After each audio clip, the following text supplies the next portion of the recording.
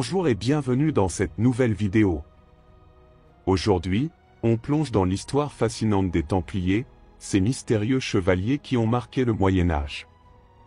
Leur ascension fulgurante, leurs secrets, leur chute brutale. Et les légendes qui les entourent continuent de captiver le monde. Était-ce simplement un ordre militaire religieux, ou les gardiens d'un trésor caché et de mystères inavouables? Restez bien jusqu'à la fin, car vous pourriez découvrir des détails que l'histoire a préféré garder dans l'ombre. Alors, asseyez-vous confortablement et laissez-moi vous emmener dans cette aventure hors du commun. Mais attention! Ce que vous allez entendre pourrait bien changer tout ce que vous pensiez savoir. Abonnez-vous et activez la cloche, car cette histoire ne fait que commencer. Prêt à lever le voile? Allons-y! Les Templiers et les confréries orientales.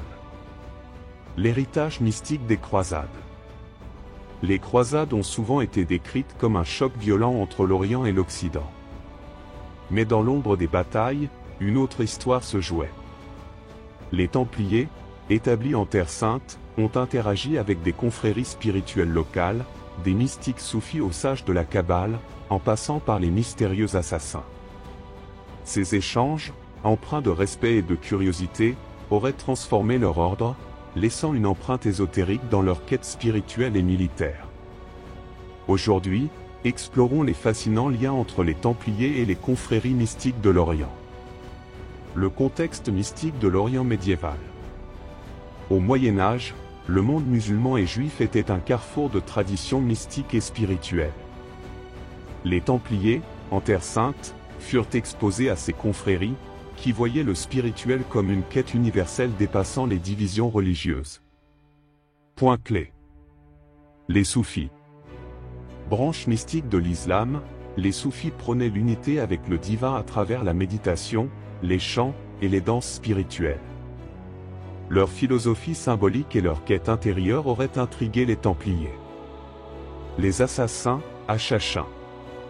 Une secte ismaélienne célèbre pour ses forteresses imprenables et ses rituels secrets, les assassins étaient connus pour leur discipline et leur approche mystique du martyr. Les sages de la Kabbale. Tradition mystique juive, la Kabbale explore la nature divine, la structure de l'univers et les secrets de la création. Elle était florissante dans certaines communautés juives sous domination musulmane. Anecdote. Les Templiers auraient eu des contacts avec les soufis dans des villes comme Acre, où ces mystiques islamistes guidaient parfois des pèlerins ou enseignaient des pratiques de méditation à des visiteurs curieux. Les rencontres entre Templiers et confréries mystiques. Bien que les croisades aient été marquées par des conflits violents, il existait des moments de paix et de collaboration entre les Templiers et les confréries locales. Ces échanges, souvent dans l'ombre, était une porte ouverte sur des traditions spirituelles orientales. Point clé. Les alliances ponctuelles avec les assassins. Certaines légendes parlent d'accords passés entre les Templiers et les assassins pour sécuriser des routes ou éviter des conflits mutuels. Les deux groupes partageaient un respect pour la discipline militaire et la dévotion spirituelle, malgré leurs différences religieuses. Les dialogues philosophiques avec les soufis. Les soufis, présents dans les grandes villes de la Terre Sainte, auraient partagé leurs idées sur l'universalité de Dieu, la quête intérieure, et l'ascèse, inspirant certains membres des Templiers. Les échanges de savoir avec les sages juifs. Les érudits juifs jouaient souvent un rôle de médiateur entre chrétiens et musulmans. Leur sagesse kabbalistique, notamment sur les symboles et les nombres, aurait influencé les rituels templiers. Anecdote. Selon certaines traditions, les Templiers auraient appris des assassins des techniques de discipline mentale et de méditation, qu'ils auraient ensuite intégrées dans leurs propres entraînements spirituels. Les traces mystiques dans les pratiques templières. Les échanges avec les confréries orientales semblent avoir laissé des traces dans les pratiques spirituelles et symboliques des Templiers. Ces influences, parfois discrètes, témoignent d'une ouverture à des traditions universelles de sagesse. Point clé. Symbolisme universel.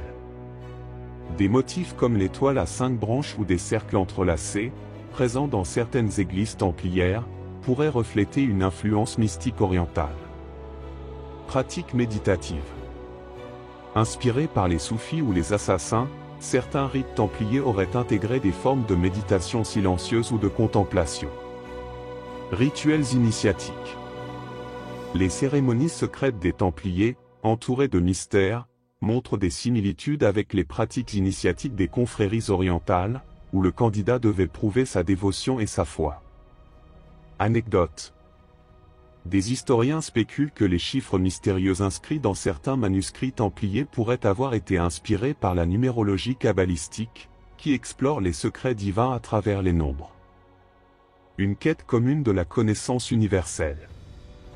Malgré leurs différences religieuses, les Templiers et les confréries orientales partageaient une quête commune. La recherche de la vérité universelle. Cette quête allait au-delà des dogmes et explorait des concepts profonds sur la nature de Dieu et de l'univers. Point clé. L'unité divine. Les traditions soufis et kabbalistiques, qui prônent l'unité de toutes choses, auraient influencé la vision des Templiers sur la fraternité universelle. Transmission des savoirs. Les bibliothèques des Templiers auraient abrité des manuscrits traduits de l'arabe, portant sur des sujets comme la philosophie grecque, l'astronomie et la théologie mystique. L'héritage philosophique. Ces échanges ont peut-être contribué à l'essor des courants de pensée humanistes et ésotériques en Europe après la chute des Templiers. Anecdote. Certains manuscrits templiers retrouvés en Europe contiennent des schémas géométriques et des écrits philosophiques proches des traditions soufis et néoplatoniciennes. L'héritage des interactions mystiques dans les traditions modernes. Les influences orientales absorbées par les Templiers continuent de se transmettre à travers des traditions ésotériques modernes. Leur quête spirituelle a marqué des groupes comme les francs-maçons ou les sociétés mystiques occidentales. Point clé. Les francs-maçons. Inspirés par les idéaux de fraternité et les rituels des Templiers, ils ont intégré des concepts mystiques et symboliques similaires dans leurs pratiques. Les sociétés secrètes modernes. Des groupes comme les Rose-Croix revendiquent une filiation spirituelle avec les Templiers et les savoirs orientaux. La fascination contemporaine. L'idée que les Templiers étaient des gardiens de savoirs mystiques orientaux continue d'alimenter des récits populaires et des recherches historiques. Anecdote. Certains symboles utilisés par les francs-maçons, comme l'œil omniscient ou le compas, seraient des adaptations de motifs transmis par les traditions orientales et les Templiers. Quand l'Orient rencontre l'Occident. Les interactions des Templiers avec les confréries orientales témoignent d'une époque où la curiosité et la quête de savoir transcendaient les frontières religieuses. Ces échanges, discrets mais puissants, ont enrichi leur ordre d'une vision mystique universelle qui continue d'inspirer et de fasciner aujourd'hui. Les Templiers et les femmes. Un rôle méconnu dans l'ordre et la société médiévale. L'ordre des Templiers est souvent associé à une image austère. Des moines soldats, coupés du monde, dédiés au combat et à la foi. Mais cette vision omet un aspect important. Les femmes. Bien qu'exclues de l'ordre, elles ont joué un rôle clé dans son histoire, de la fondation à la dissolution.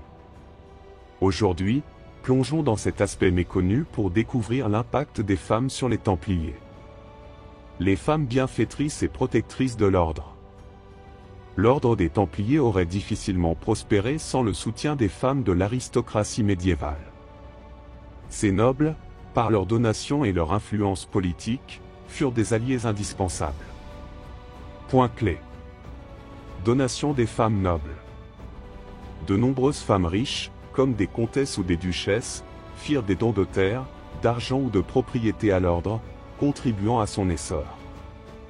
Exemple. Mathilde de Toscane, une comtesse influente, aurait aidé à établir les bases de l'ordre en Italie par ses généreuses donations. Influence politique. Les nobles femmes jouaient souvent le rôle d'intermédiaire entre l'ordre et les seigneurs ou rois, facilitant la diplomatie et les alliances. Leur motivation. Par leurs dons, elles espéraient assurer leur salut spirituel ou honorer des membres masculins de leur famille morts en croisade.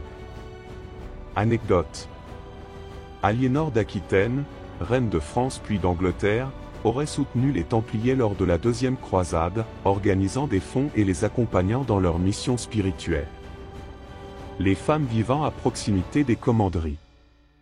Les Templiers, bien que reclus dans leur vocation religieuse et militaire, étaient en contact constant avec les populations locales. Les femmes qui vivaient près des commanderies jouèrent un rôle important, parfois indispensable. Point clé. Relations économiques. Les femmes des villages proches des commanderies travaillaient souvent comme domestiques, cuisinières, ou dans l'entretien des terres agricoles appartenant à l'ordre. Fourniture de nourriture et vêtements. Les communautés locales, souvent dirigées par des femmes paysannes ou artisanes, contribuaient à ravitailler les Templiers. Un soutien social. Certaines femmes agissaient comme soigneuses, accueillant des Templiers blessés ou malades dans des villages proches des forteresses. Anecdote. Dans les archives de plusieurs commanderies françaises, on trouve des mentions de servantes rémunérées par les Templiers pour leurs travaux agricoles ou domestiques, bien qu'elles soient en dehors de l'ordre. Les légendes et mythes autour des femmes chez les Templiers. Certaines légendes médiévales, et plus tard des récits romancés, ont ajouté une dimension mystique à la relation entre les Templiers et les femmes, nourrissant l'imaginaire collectif. Point clé. Les rumeurs de femmes initiées. Bien qu'exclues officiellement, des rumeurs suggèrent que quelques femmes auraient été secrètement initiées à l'ordre, notamment pour protéger des reliques ou pour remplir des missions diplomatiques. La femme et le Saint Graal. Dans certaines légendes, les femmes sont associées à la quête du Graal, symbolisant la pureté et la spiritualité, deux idéaux des Templiers. Figures historiques ou fictives. Des écrivains du XIXe siècle ont amplifié ces récits, créant des figures féminines mystérieuses liées à l'ordre, comme des prêtresses ou des protectrices. Anecdote. Une légende raconte que Blanche de Castille, mère de Louis IX, Saint Louis, aurait protégé des Templiers persécutés en cachant leurs trésors dans son domaine royal. Les accusations de l'Inquisition et le rôle des femmes dans la chute des Templiers. Lors de la chute des Templiers, les femmes jouèrent un rôle indirect, notamment à travers des accusations portées par l'Inquisition ou des rumeurs propagées pour discréditer l'ordre. Point clé. Les accusations d'immoralité. L'un des arguments de l'Inquisition contre les Templiers était qu'ils auraient eu des relations interdites avec des femmes, allant à l'encontre de leurs vœux de chasteté. Des témoignages ambigus. Certaines femmes auraient été appelées à témoigner contre l'ordre, bien que leurs récits soient souvent biaisés ou forcés par les autorités royales.